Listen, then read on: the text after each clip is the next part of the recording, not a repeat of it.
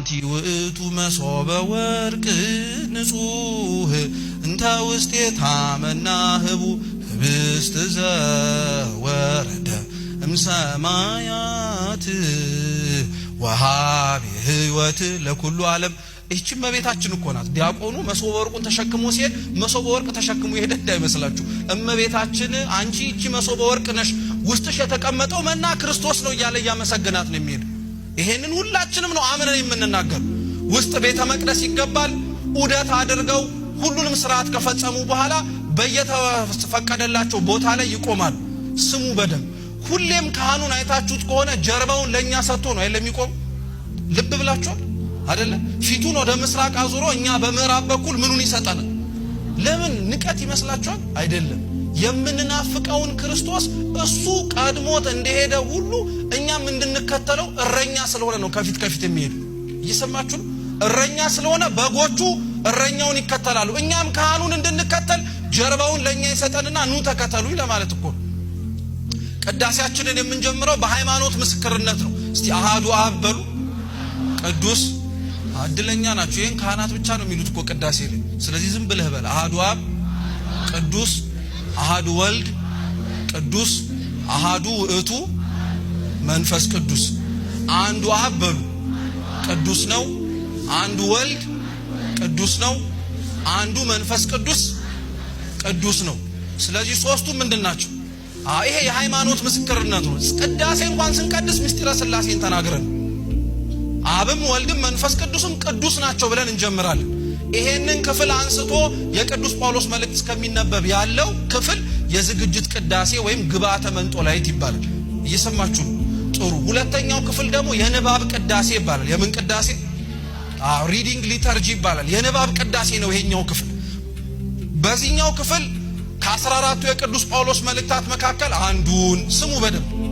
ከሐዋርያት ሥራ አንድ ምዕራፍ፣ ከሌሎች የሐዋርያት መልእክታት ከሰባቱ አንድ፣ መዝሙረ ዳዊት እና ወንጌል ይነበባል። ስንት ምንባባት አሉ ማለት ነው? አረ መልሱ ተው። 5 ምንባባት አሉ። ለምን ይመስላችኋል 5 ይሆን? ልክ 5ቱ ምንባብ ወንጌል አንብበን ከጨረስን በኋላ ወደ ቁርባን አይደል የምንሄደው? ጥሩ። 5ቱ ምንባባት ክርስቶስ ሰው ከመሆኑ በፊት የነበረውን 5500 ዘመን የሚያሳዩ ምሳሌዎች ናቸው። አይገርማችሁም? ይሄ ሁሉ ቅዳሴ ውስጥ የተደበቀ ትክክለኛ ቀናይኛ የሆነ ትምህርት። 5 ምንባባት እናነባለን። ስናነብ በአራቱም አቅጣጫ ነው የምናነበው። ወንጌል በአራቱም አቅጣጫ እንደተሰበከ ማሳያ እኮ ነው። ይሄ ብቻ አይደለም፣ የሐዲስ ኪዳን አገልግሎትንም ተልእኮ ያሳያል።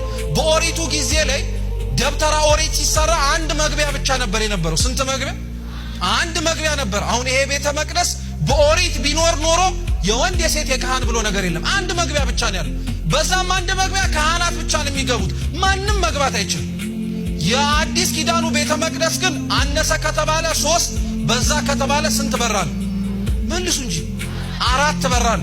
4 በር መኖሩን አንዳንድ ሰው እንዲሁ ዝም ብሎ ለነፋስ ማንፈሻ የሚመስለው ሰው አለ። ወንዱ ሴቱ የሚገባበታል፣ ካህኑ የሚገባበታል። ዋናውን በር ለንፋስ ወይም ዝም ብሎ ለመውጫ ለመግቢያ የተሰራ እንዳይመስላችሁ። ምንም ነገር ቤተክርስቲያን ውስጥ ያለ ምክንያት አይቀመጥም። 4 በር የሆነው ከአራቱም አቅጣጫ የሚመጡ ህዝቦችን ቤተክርስቲያን እንደምትቀበል ማሳያ ነው። ዘር ነገድ እኮ የማታውቀው ቤተክርስቲያን ውስጥ ገብተን ነው እኛ ዘረኛ የሆነ። 4ቱም በር ከየትም ና ቤተክርስቲያን ውስጥ ትገባለህ እኮ ማለት ነው። ከየትም እምነት አምነህና ተጠምቀ ቤተክርስቲያን ውስጥ የአምላክን ስጋና ደም ትቀበላለህ።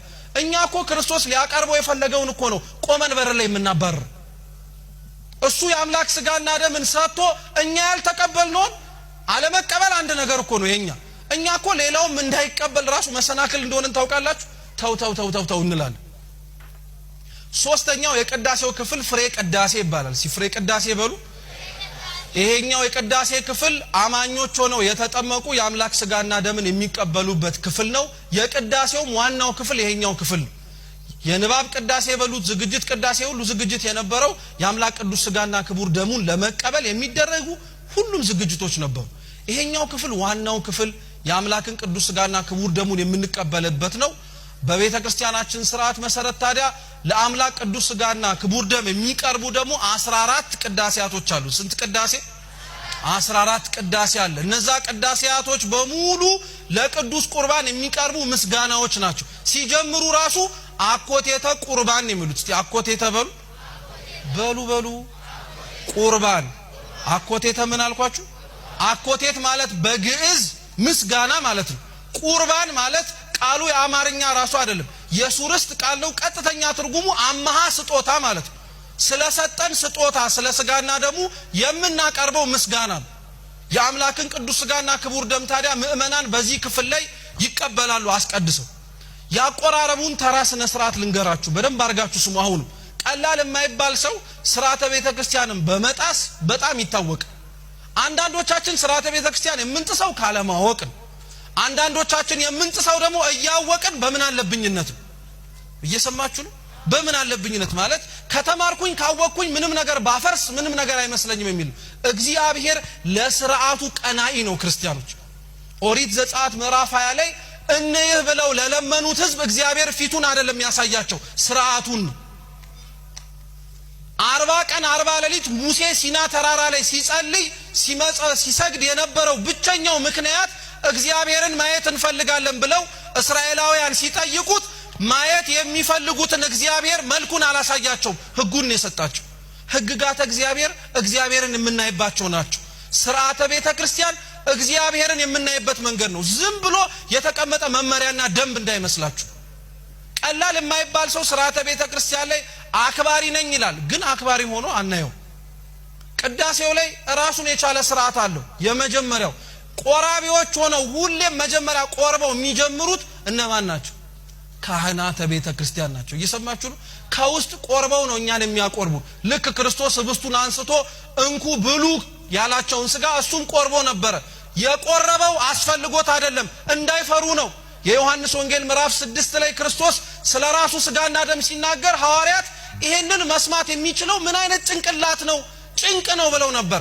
እንዳይጨንቃቸው እሱ ራሱ ቆርቦ አሳያቸው። ልክ ተጠመቁ እንዳለ ቆርቦ ነው ቆረቦ ያለው። ካህናት ቤተ መቅደስ መጀመሪያ ቆራቢዎች ናቸው። ከነሱ በኋላ የሚቆርቡት ስሙ በደም ክርስትና የተነሱ ወንድና ሴት ህፃናት ናቸው። ከነሱ በኋላ የሚቆርቡት ህፃናት ናቸው። ከነሱ በኋላ የሚቆርቡት ደግሞ ደናግላን ናቸው። ደናግላን ከቆረቡ በኋላ ከዛ በኋላ ነው ህዝባውያን እንከተላለን። አሁን እኮ ምስቅልቅሉን ያወጣን ሁላችንም የሚያልቅብን ይመስል ከፊት ለፊት እንደነቀራለን። ልክ አይደለም። ህፃናት ሁሌ መቅደም አለባቸው። ክርስቶስ እኮ ብሏል እኛ ራሱ ምን ቆርበው እኮ እንደ ልጆች ለመሆን እንደሆነ ታውቃላችሁ። እንደ ልጆች ለመሆን እኮ ነው። አሁን እነዚህ የምታዩቸው እዚህ ዝም ብለው የሚነጫነጩት ህፃናት ይረብሻሉ አይደለ? ጉባኤ ተው ከልባችሁ ተናገሩ አይደለ?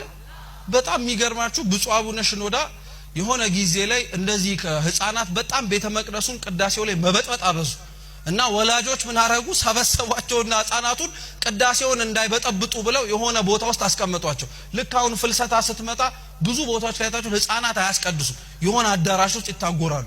እኛ እኮ ለማስቀደስ ፈልገን ሌላውን ማናስቀድሰው ማለት ነው። ገብቷችኋል? ግን እነሱ አያስቀድሱም፣ እኛ ምን ልናረግ ነው? አቤት ጸደቅን እኮ በጣም ባካችሁ። የሚፈልጋቸውን ህፃናት እኛ አባረናቸው፣ እኛ እንቆማለን። አቡነ ሽኖዳ ታዲያ በጣም ልጆቹ ሲበጠብጡ ወላጆች እያባረሯቸው በጣም አስቸገሩ። ከዛ ምን እንዳሉ ታውቃላችሁ? ብፁዕ አባታችን ህፃናቱ በጣም እየበጠበጡ ስለሆነ ከዚህ በኋላ ቅዳሴ እንዳይመጡ ብለው ተናገሩ አሉ። አቡነ ሽኖዳ እንዲህ ብለው ነው የመለሱት፣ እኔ የሚሰማኝ የብጥበጣቸው ድምጽ ሳይሆን የነገይቱ የቤተ ክርስቲያን የተስፋ ድምጽ ነው አሉ።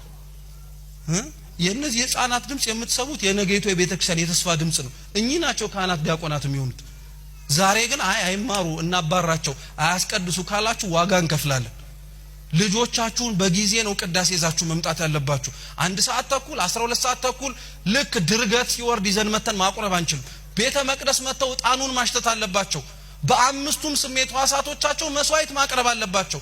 በአይናቸው ካህኑን እያዩ በእጆቻቸው ወንጌሉን እየዳሰሱ በአፋቸው ቅዱስ ቁርባን እየተቀበሉ በጆሮአቸው የቅዳሴውን ተሰጥኦ እየሰሙ በእግራቸው እየሰገዱ ቅዳሴውን ማስቀደስ አለባቸው። ዛሬ ያላስለመድናቸውን ህፃናት ነገ ቅዳሴውን ልመዱ ብንል ከየት ያመጡታል? እኛ ራሱ የተቸገርነው እኮ ይሄንን። ስለዚህ የቆራቢዎች ተራ ይሄ ነው። ሁለተኛ ስሙ